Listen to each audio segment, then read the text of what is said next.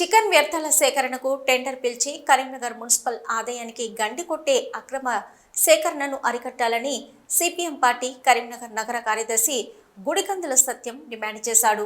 ఇక కరీంనగర్లో ఆయన మీడియాతో మాట్లాడుతూ కరీంనగర్ మున్సిపల్ ఆదాయానికి గండి కొట్టే విధంగా కొంతమంది ముఠాగా ఏర్పడి అక్రమంగా సంపాదిస్తున్నారని, మున్సిపల్ ఆదాయానికి గండి కొట్టే విధంగా వ్యవహరిస్తున్న అక్రమార్జనను అరికట్టాలని డిమాండ్ చేస్తూ సిపిఎం నగర కమిటీ ఆధ్వర్యంలో మున్సిపల్ కమిషనర్ ప్రఫుల్ దేశాయ్కి వినతిపత్రం అందించారు.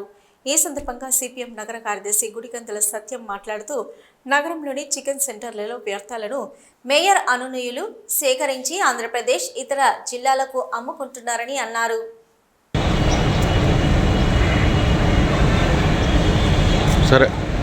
ఈరోజు మున్సిపల్ కమిషనర్ గారిని సిపిఎం నగర కమిటీ ఆధ్వర్యంలో కలిసి వినతిపత్రం ఇవ్వడం జరిగింది. ప్రధానంగా కరీంనగర్ పట్టణంలో అనేక చికెన్ సెంటర్లు ఉన్నాయి.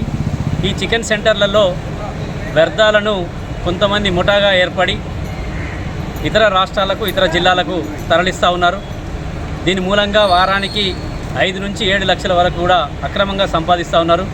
కరీంనగర్ మున్సిపల్ పట్టణానికి సంబంధించి మున్సిపల్ కార్యాలయానికి సంబంధించినటువంటి ఆదాయానికి గండి కొట్టే విధంగా ఇల్లీగల్గా కొంతమంది ఇక్కడ ఉన్నటువంటి అధికారులను అడ్డుపెట్టుకొని, ప్రజాప్రతినిధులను అడ్డుపెట్టుకొని కూడా ముఠాగా ఏర్పడి అక్రమంగా సంపాదిస్తున్నారు. దీని మూలంగా మున్సిపల్ ఆదాయానికి గండి కొడుతూ ఉన్నది. మేము సిపిఎం పార్టీగా డిమాండ్ చేస్తూ ఉన్నాం. ఇప్పటికే నగరంలో ఉన్నటువంటి ప్రజల మీద అనేక భారాలు పడ్డాయి.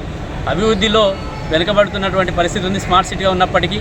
కాబట్టి ఇలాంటి వ్యర్థాలకు టెండర్ను పిలవడం ద్వారా వారానికి సుమారుగా 6 లక్షల వరకు కూడా మున్సిపల్ ఆదాయానికి లాభం చేకూర్చే విధంగా ఉంటుంది. కాబట్టి వెంటనే టెండర్లు పిలవాలి.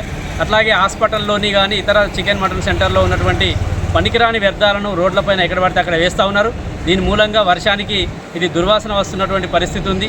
అట్లాగే కొన్ని మున్సిపల్ చెత్త బండిలో కూడా వేస్తున్నటువంటి పరిస్థితి ఉంది. ఇది డిస్పోజల్ చేయాల్సినటువంటి అవసరం ఉంది హాస్పిటల్ వ్యర్థాలను. అలా కాకుండా ఇలా చెత్త బండ్లలో వేస్తున్న వాటిపైన కూడా హాస్పిటల్ను గుర్తించి కూడా జరిమానాలు విధించి కఠినంగా శిక్షించాలని చెప్పి సిపిఎం పార్టీగా డిమాండ్ చేస్తాం.